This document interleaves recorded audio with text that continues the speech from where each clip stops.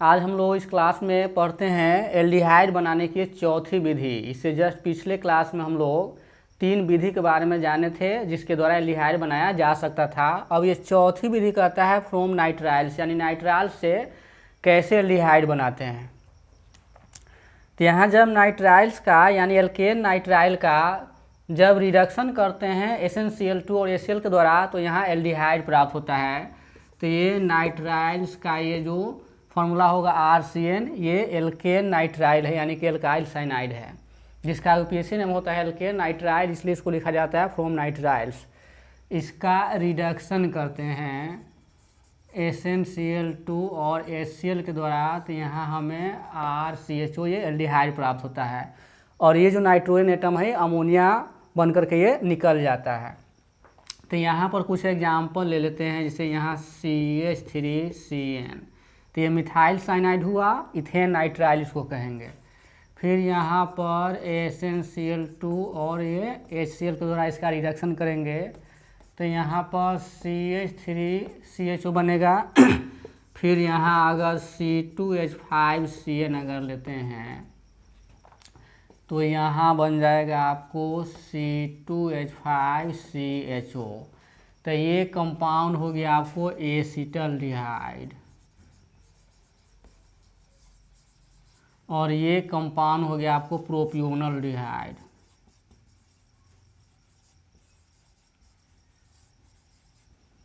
ये हो जाएगा इथाइल साइनाइड।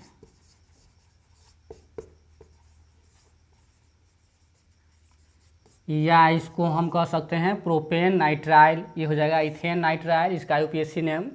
तो एक कॉमन नेम हो गया मिथाइल साइनाइड, इसमें 2 कार्बन है तो इसलिए इसको लिखेंगे इथेन नाइट्राइल लिखेंगे, इसको प्रोपेन नाइट्राइल लिखेंगे।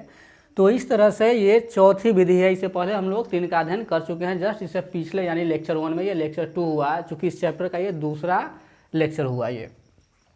तो इसमें कहता है method for preparation of aldehyde, यानी कि चौथी है, कहता है फ्रॉम नाइट्राइल। तो जब नाइट्राइल्स का यहाँ रिडक्शन करते हैं तो एल्डिहाइड प्राप्त होता है।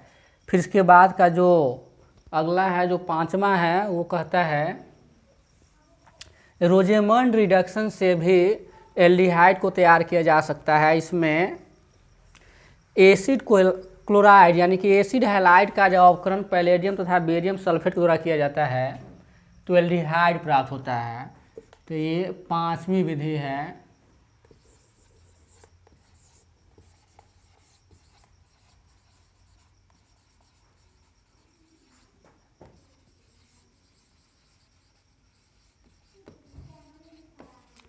इसका नाम है रोजेमंड रिडक्शन। तो यहाँ एसिड हैलाइड यानी एसिड क्लोराइड का जब अवकरण करते हैं पैलेडियम Pd और ये बेरियम सल्फेट के द्वारा तो यहाँ हमें RCHO एल्डिहाइड प्राप्त होता है और फिर यहाँ HCl प्राप्त होता है। इस रिएक्शन को रोजेमंड रिडक्शन के नाम से जाना जाता है। तो ये एसिड क्लोराइड हुआ, ये क्या हो गया एसिड क्लोराइड जो एसिड हैलाइड का एक मेंबर है, और ये हो गया आपको एल्डिहाइड। तो जब यहाँ एसिड क्लोराइड का जो अवकरण पैलेडियम तथा बेरियम सल्फेट के द्वारा होता है उसी को रोजेमंड रिडक्शन कहा जाता है। तो हमें यहाँ एल्डिहाइड प्राप्त होता है। और यहाँ पर एग्जाम्पल लेते हैं CH3COCl प्लस H2, यहाँ वही रहेगा। फिर यहाँ हो जाएगा आपको एसिटल्डिहाइड और HCl प्राप्त होगा, ये हो गया एसिटाइल क्लोराइड।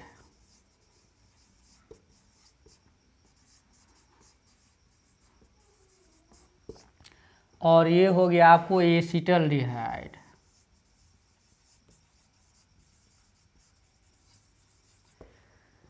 फिर यहाँ अलग अलग हम कार्बन की संख्या बढ़ाएंगे तो हमें अलग अलग प्रकार का एल्डिहाइड बनता चला जाएगा। अगर यहाँ पर हम C2H5COCl यहाँ हम Br भी ले सकते हैं।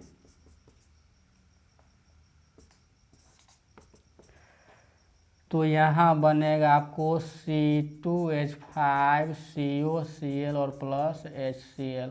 ये एल्डिहाइड बन रहा है तो CHO होगा। तो ये हो गया आपको प्रोपियोनोइल क्लोराइड और ये हो गया प्रोपियोनोल्डिहाइड। तो इस तरह से जब एसिड क्लोराइड का हम अवकरण पैलेडियम तथा बेरियम सल्फेट द्वारा करते हैं तो हमें यहाँ एल्डिहाइड प्राप्त होता है। तो ये भी एक विधि है एल्डिहाइड बनाने का, ये 5वां विधि है। और इसमें और भी है इसके बनाने के लिए, जिसमें 6ठा में कहता है कि कार्बोक्सिलिक एसिड का जो कैल्शियम लवण है, कैल्शियम साल्ट है, उसको और उसके किसी भी होमोलॉगी के साथ उसको जब हम गर्म करते हैं तो एल्डिहाइड प्राप्त होता है।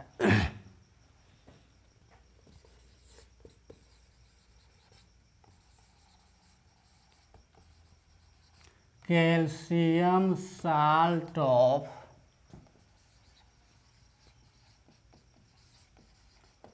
carboxylic acid and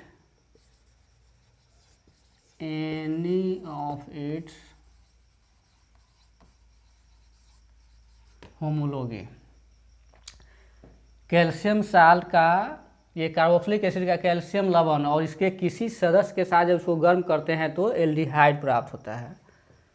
तो यहाँ हम लिख सकते हैं RCOOCA, RCOOCA, ये कैल्शियम साल्ट हुआ कार्बोक्सिलिक एसिड का। और यहाँ फिर हम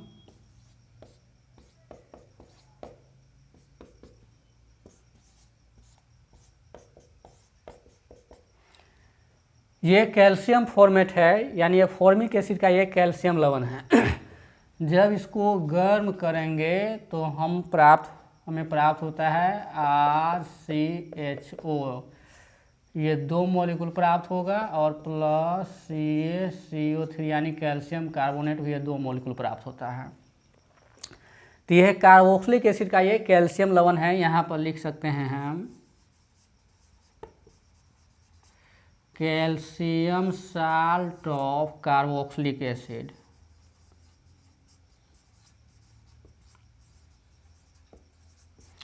ये कार्बोक्सिलिक एसिड का कैल्शियम लवण है और ये कैल्शियम फॉर्मेट है। ये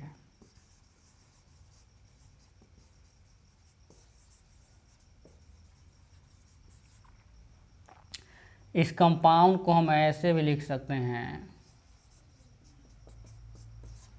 इसी कंपाउंड को यहाँ स्ट्रक्चर के रूप में लिख दिया गया है। तो इसमें कहता है from calcium salt of carboxylic acid and any of its homology. Homology का मतलब होता है कि जिसका हम ले रहे हैं कैल्शियम साल्ट वो कार्बोक्सिलिक एसिड का इसी का ये कोई सदस्य होगा। जैसे यहाँ फॉर्मिक एसिड का ये कैल्शियम फॉर्मेट हुआ तो कार्बोक्सिलिक एसिड का ये कैल्शियम लवण ये भी है। जब इसके साथ गर्म करते हैं तो यहाँ का हाइड्रोजन और RCHO एक मॉलिक्यूल, फिर यहाँ से फिर RCHO और वहाँ जो बच गया वो कैल्शियम कार्बोनेट हमें यहाँ प्राप्त हो जाता है। तो इस प्रकार से जब इस दोनों कंपाउंड को हम गर्म करते हैं तो वहाँ एल्डिहाइड प्राप्त होता है। फिर यहाँ अगर R के जगह पर हम CH3 डालेंगे तो यहाँ एस्टल्डिहाइड प्राप्त होगा। R के जगह पर हम C2H5 डालते हैं तो आप प्रोपियोनोल्डिहाइड प्राप्त होगा। तो इस तरह से हमें यहाँ एल्डिहाइड प्राप्त होता है। R के जगह पर हम जैसे जैसे हम सदस्य रखेंगे वैसे वैसे यहाँ, जैसे अगर यहाँ CH3 डालते हैं तो यहाँ CH3 होगा तो ये एस्टल्डिहाइड हो गया। C2H5 अगर यहाँ हम डालेंगे तो यहाँ प्रोपियोनोल्डिहाइड हो जाएगा।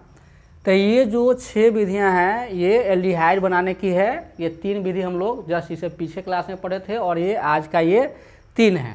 तो यहाँ एक टॉपिक खत्म हो जाता है, यानी कि एल्डिहाइड बनाने की जो विधि है जिसको अलग अलग विधियों के द्वारा बनाया जा सकता है ये है। फिर इस आए क्लास में हम लोग यहाँ इसके गुणों पर चर्चा करेंगे कि एल्डिहाइड का कौन कौन सा गुण होता है। इसमें भौतिक गुण और रासायनिक गुण के बारे में चर्चा करेंगे।